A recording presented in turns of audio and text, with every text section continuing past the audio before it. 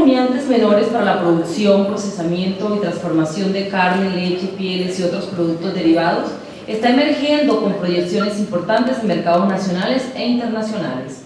Sin embargo, en nuestro país esta actividad ha mostrado un bajo desarrollo asociado a varios factores que son tan diversos que es claro que requiere de la intervención de todos los niveles.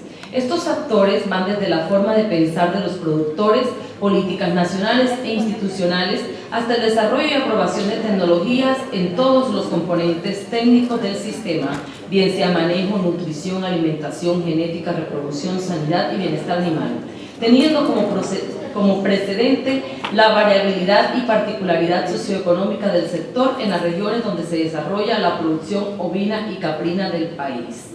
Invitamos en este momento a la doctora Diana Carolina Moya, quien nos hablará acerca de los aspectos básicos de reproducción en ovinos y caprinos y presentará el proyecto de investigación en esta área. Diana Carolina Moya es médico veterinario sostenista de la Universidad de Tolima, con maestría en ciencia animal de la Universidad Federal de Reconcavo de Bahía, en Brasil.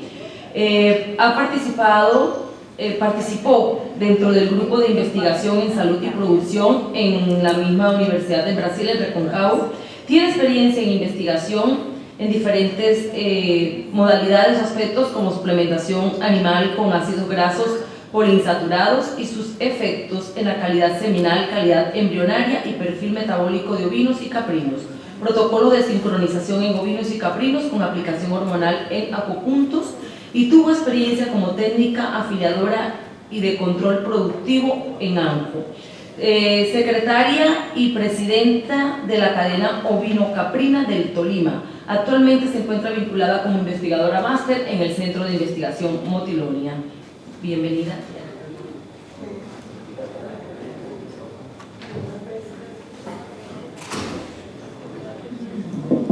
Bueno, muchas gracias, muy buenas tardes para todos.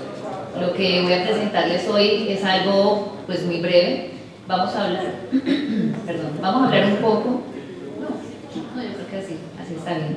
Bueno, vamos a hablar un poco sobre aspectos básicos que vemos en la parte reproductiva, tanto en ovinos como en caprinos. ¿Por qué es importante trabajar la reproducción en una finca? Sin duda alguna sabemos que este parámetro no va caminando solo, ¿cierto?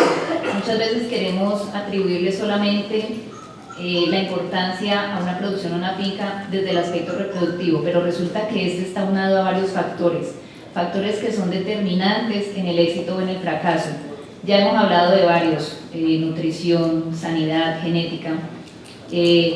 La parte de reproducción es algo que, a mi modo de ver, en el país se ha venido consolidando en estos últimos 10 años. Es muy importante, sin embargo, hay muchas formas de abordar esto, ¿no? La reproducción se trabaja en diferentes aspectos, desde el aspecto de cómo seleccionar un macho, cómo seleccionar una hembra, hasta técnicas mucho más avanzadas. El énfasis que voy a hacer hoy va a ser no tanto hacia el tipo de técnicas, porque técnicas hay muchas. Creo que muchos de acá han trabajado con diferentes técnicas, desde colecta, análisis de semen, transferencia de embriones, inseminación artificial, pero ¿qué es lo importante al final? Saber cuál es el material genético y cuáles son las características que estamos nosotros fijando en una finca.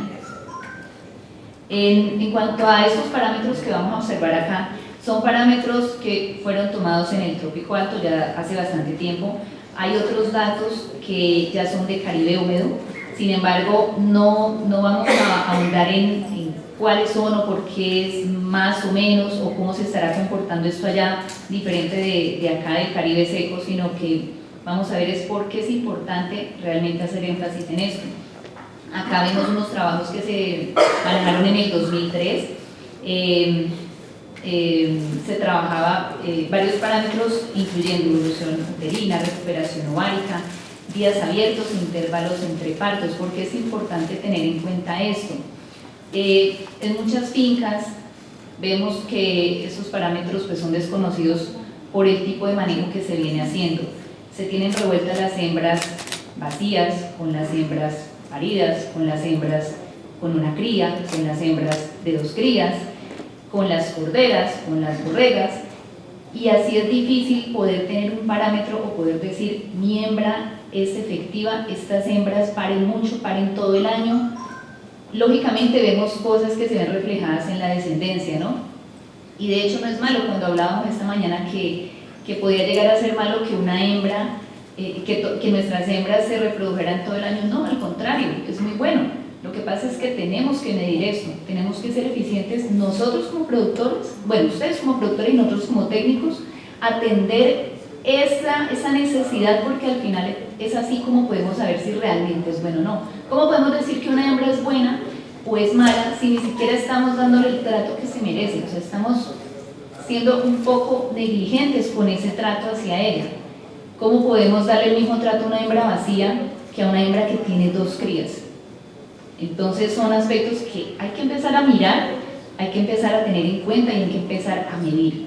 Sin mediciones no podemos definir qué tan bueno es un rebaño o es malo. Entonces, también tenemos varios parámetros, otros también que son de más o menos importancia en función de a qué público vayan dirigidos. Sin embargo, todos estos van a repercutir en la eficiencia, en el fracaso, en el éxito de nuestro aprisco. Días abiertos, número de partos por año, volvemos a lo que decíamos, no, mis hembras paren todo el tiempo, pero vamos a ver qué tipo de clasificación es la que se le está dando realmente a nuestro rebaño y cómo las estamos tratando en función del estado de ellas, de su etapa productiva. Ya otros aspectos que son de pronto un poco más profundos, que no los vemos tan fácilmente, pero al final son parte de la fisiología de la reproducción de ese animal. El tamaño de un folículo, número de ondas foliculares. ¿Y esto qué tiene? ¿Por qué vendría siendo importante? ¿Para qué serviría?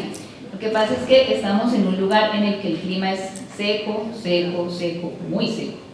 Son condiciones adversas, son condiciones fuertes que en muchas medidas ustedes han tratado de trabajarlas. Y este tipo de clima, de condiciones que vemos en esta zona, son condiciones que uno pensaría son agrestes y son duras y los animales no se pueden reproducir, o es muy complicado, pero vamos a ver que tenemos preñeces, tenemos buenos animales con buenos pesos al destete. Entonces, determinar esos factores también es importante. Pues ya son trabajos un poco más aplicados, pero también tienen su impacto en saber qué tanto desarrollo está teniendo un animal o qué tantas folículos pueden ovular para así mismo tener crías. Entonces esto también va amarrado a la viabilidad que podamos tener en cada una de nuestras hembras. Igualmente pasa con la época del primer servicio. Es importante, quienes ya tienen sus animales separados por categorías, determinar esto. ¿Por qué? ¿Para qué me serviría esto? El hecho de ver que una hembra puede entrar a la pubertad más temprano que otras, siendo que todas han sido tratadas bajo el mismo régimen, con la misma alimentación, con el mismo plan sanitario, nos invita también a ver que esas hembras pueden ser más precoces y por ende esa precocidad nos puede llevar a manejar unos planteles mucho más rápido. O sea, los ciclos reproductivos se pueden mover mucho más fácil, podemos aprovechar varios meses. Entonces determinar ese tipo de hembras o tratar de fijar esas características nos puede ayudar a sumar poquito a poquito en el éxito de nuestra finca. Acá está lo que le estaba hablando, pubertad, la pubertad tanto en ovinos como en caprinos. Tenemos acá estos tiempos, pero sabemos que pueden variar en función de raza, en función de nutrición también, de qué tan bien o mal nutridas estén nuestros animales. También tenemos pues el ciclo estral, que se comporta diferente tanto en ovinos como en caprinos. Importante también es saber nuestras hembras cómo es que están ciclando, sus periodos de celo, cómo es que se presentan. Estamos manejando adecuadamente los celos, estamos siendo críticos con eso, estamos viendo realmente si esas hembras están siendo todas realmente preñadas o son celos que se han venido repetidamente y son animales que están comiendo gratis en la finca. Eso va sumando y de pronto no sea una, sean dos, sean 10, va sumando y esto va a repercutir indudablemente en los parámetros económicos en la finca. Entonces, algunos parámetros reproductivos en machos, ya más para observar el tipo de escogencia o qué tipo de información debemos tener a la hora de que nosotros vayamos a escoger un macho. Vemos que en este momento en el país hay muchísimas ofertas, ¿cierto? De hecho hay tantas que tal vez nos botamos a lo primero, a lo que vemos, a lo que más nos enamora de ojo. Pero recuerden que es ser conscientes de qué es lo que estamos introduciendo a la finca. En esto creo que es una labor que tenemos que comenzar a hacer todos, desde la parte de los productores, pasando por las asociaciones, asistentes técnicos, la parte de investigación, para determinar realmente qué es lo que estamos introduciendo en una finca y cómo eso va a tener impacto en toda nuestra producción. Podemos encontrar animales que presentan una pubertad a los 6 meses, ya pueden presentar una forma madura de espermatozoides, ya que su ciclo espermático es de 49 días. Sin embargo, es importante esto como un parámetro a la hora de que uno compre un macho. Eso se puede lograr con un análisis de semen, evaluar qué tan maduros o qué tan no maduros están los espermatozoides. No es solamente por el ojo, claro, es muy bonito ver el animal gordo, divino, o sea, eso es lo mejor. Pero qué tan, o sea, que realmente eso sí me está determinando a mí qué es lo que se va a fijar en una finca. O sea, eso sí me está diciendo que realmente eso es lo que va a garantizar. Fenotípicamente pueda que sea muy bien, pero no sabemos qué es lo que vamos a transmitir. Hago énfasis en eso porque en el auge, claro, es muy bueno y es importante el tema de las ferias. Es una forma de conocer gente, de conocer producciones, de conocer colegas que están en el mismo trabajo y en la misma labor día a día. Pero también es bueno ir más allá y cuestionar qué tan bueno, qué tan malo puede llegar a ser un animal. Cuestionarlo en términos de productividad y de cómo se llevan los registros de esos animales. En feria encontramos de todo. Como hay animales que pueden ser muy buenos, hay animales que definitivamente no lo son. Pero la invitación es también de parte de los productores a ser críticos con esto. Digámoslo así, a no dejarnos meter los dedos en la boca, a ser críticos y a preguntar sin miedo porque al final esto es lo que va a quedar en la finca. Después no vale decir, es que mi macho no sirvió, es que no me sirve, es que esa raza, es que ese productor, es que ese que me la vendió, no. Es ser desde nuestra casa, que es la finca, ser conscientes de qué es lo que vamos a introducir y no apresurarnos. Si vemos que dudamos, que no tenemos herramientas suficientes, consultar, pedir ayuda, una segunda, tercera, cuarta opinión, y si vemos que eso es algo apresurado, pausar. A veces lo más importante no es llegar y meter el reguero a animales, sino saber más bien cómo va a estar la casa lista, la comida, porque todo eso va a ser reflejo de nuestras crías. Un animal sano, un animal bien alimentado, unas características genéticas buenas, indudablemente eso se va a ver reflejado en una buena reproducción y un buen número de animales en las granjas. Entonces, la invitación entre otras cosas, pues primero, a ver esos parámetros que nos pueden ayudar a servir en la selección de los machos reproductores.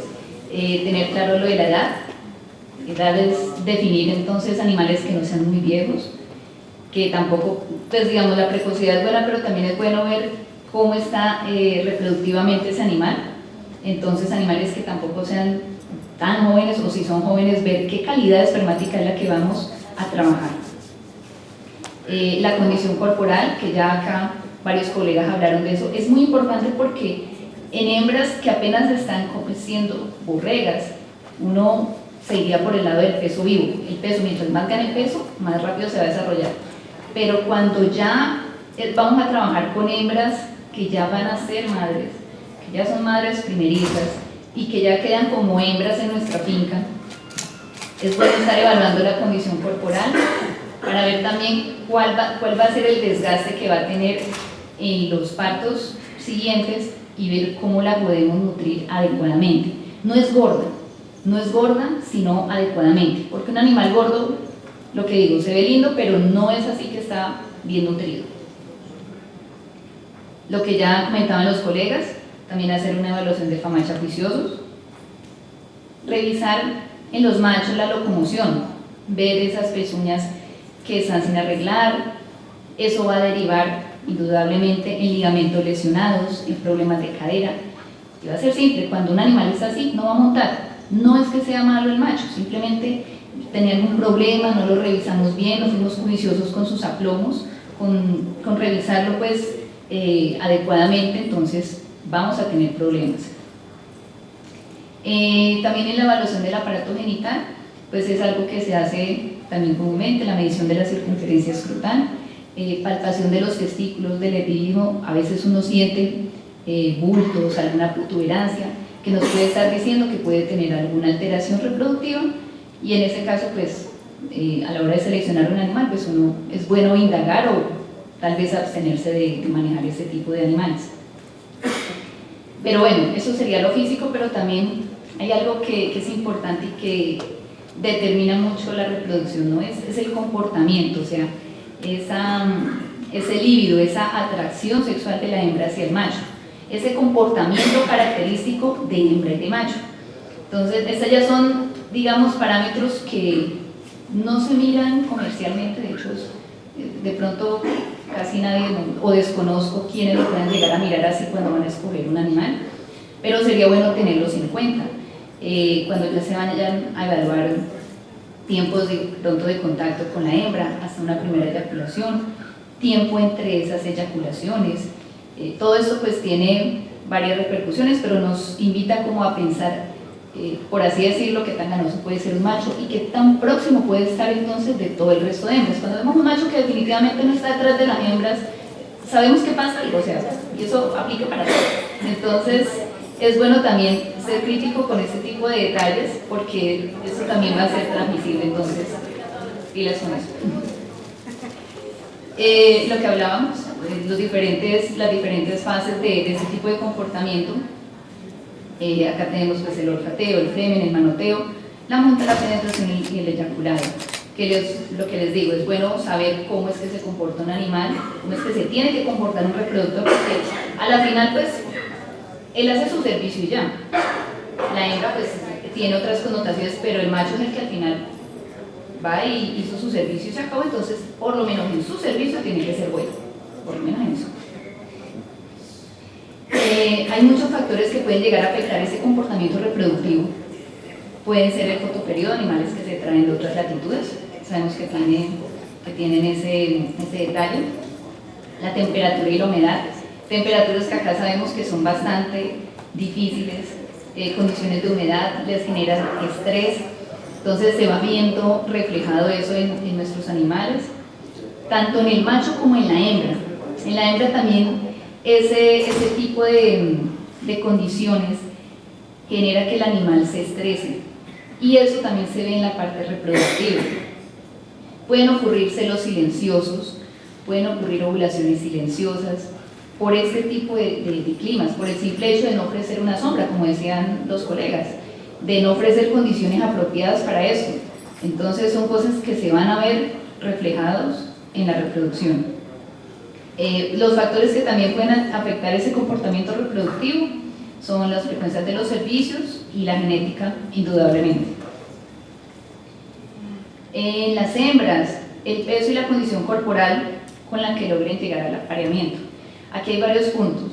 Es importante clasificar la hembra, ¿por qué? Porque una hembra que esté sana, que esté con buena condición corporal, va a lograr dar unas crías buenas, pero no es en ese momento en que está pariendo que hay que mirar qué es lo que vamos a hacer con la hembra.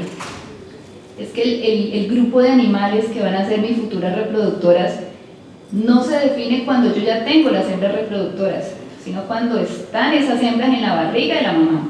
Es ahí cuando se empiezan a crear las condiciones para que sean unas buenas hembras reproductoras. Es a partir de ahí. No es en el momento en que llegamos y tenemos los animales y ¡ay! Ahora sí vamos a ver qué les vamos a dar de comer porque ahora sí van a parir. No. Es antes. Es antes cuando ya se han seleccionado los animales, cuando se les dan las condiciones. No podemos tener animales que con una cría, que con 2 crías, cayéndose a pedazos y aún así diciendo, no, pero es que me dio 2, pero solamente vivió 1. No. es que no es responsabilidad de la hembra. Si no le damos las condiciones a ella para que pueda mantener esas crías, porque 2 tetas tiene, 2 animales puede sostener, si no le damos esa condición, difícilmente ese animal va a poder entrar nuevamente en esto y difícilmente va a volver a preñarse. Ah, claro, no, sí hay animales que se preñan así, o sea, pues están algo delgados, pero ya se preñan. Ese animal ya va a dar un problema, porque no va a dar un animal bueno. De hecho, ya va a venir una cría que va a tener bajo peso y no va a ser lo ideal, no va a ser lo que queremos para nuestra finca. También otro factor que influye es lo de la edad. Claro, hay hembras que son más precoces, era lo que hablábamos ahorita. Las hembras que son apareadas antes del primer año de edad, esto también es en función de edad, o sea, acá lo pongo porque pueden tener mortalidad embrionaria, sí, pero también puede ser que eso se vea reflejado, sea por factores de tipo nutricional que no hemos atendido.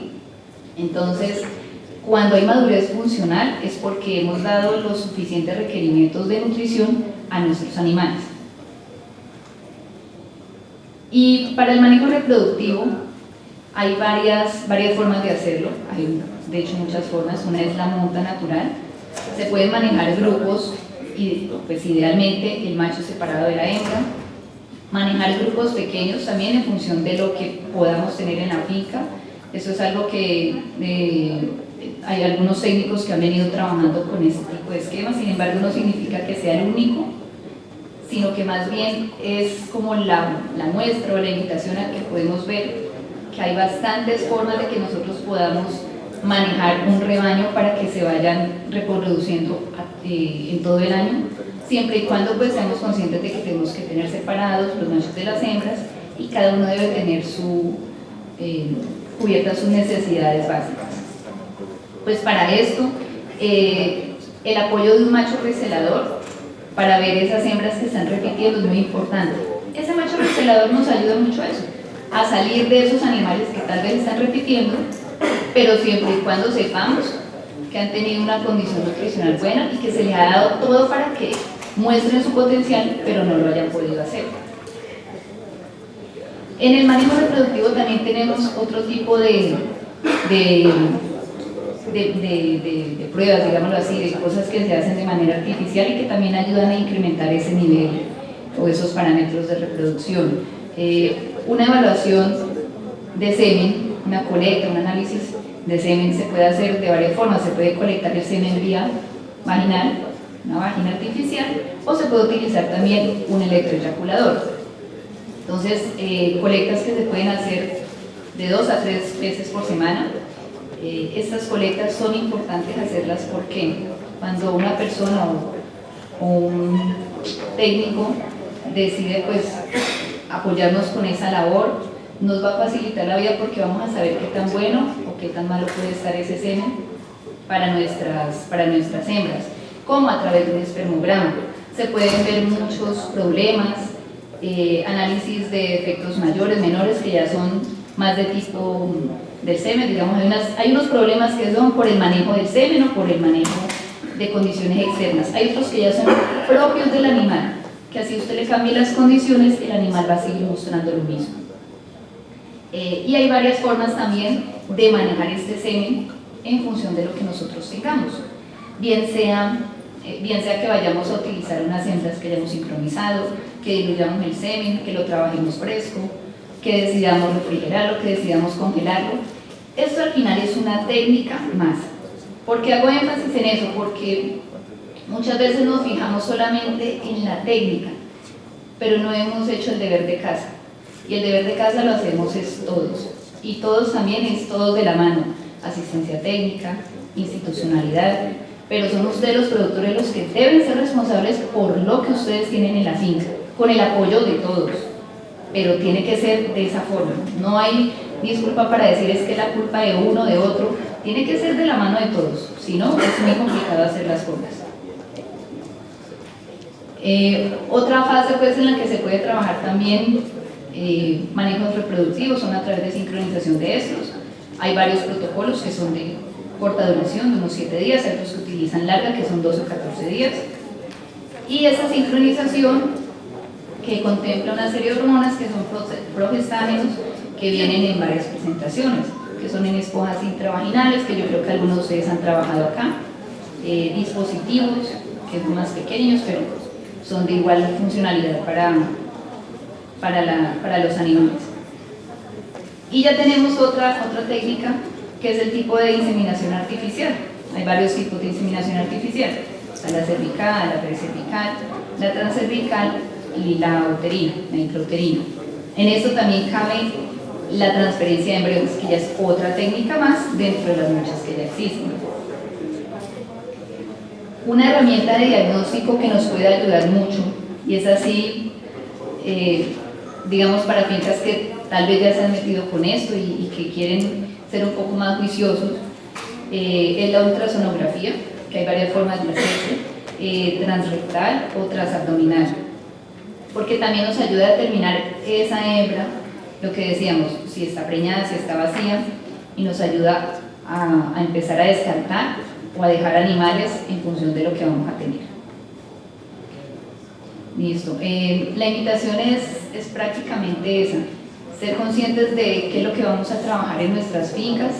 Hablé desde el ámbito reproductivo porque muchas veces es de pronto el dulce, pues como un niño, ¿no? Está encantado con eso y está encaramelado con eso y a mi finca fueron a hacer esto. Y sí, son trabajos muy buenos, nadie está diciendo que no. Pero ¿cuál es el foco realmente en nuestra finca? ¿Es ese? ¿Es aplicar una técnica sin ni siquiera saber qué tasa de preñez podemos tener en nuestras hembras? ¿O qué tasa de destete, qué porcentaje de destete tenemos en nuestra finca? Es una invitación a que miremos prioridades. Y las prioridades se miran es en función de lo que queremos. Y lo que queremos no solamente como individuo, como finca, sino como asociación. Porque ya que veo que hay hartas asociaciones acá, es esa invitación a ver que ese trabajo debe ser en conjunto. No puede ser suelto, sino que tiene que ser un trabajo consecutivo. Muchas gracias.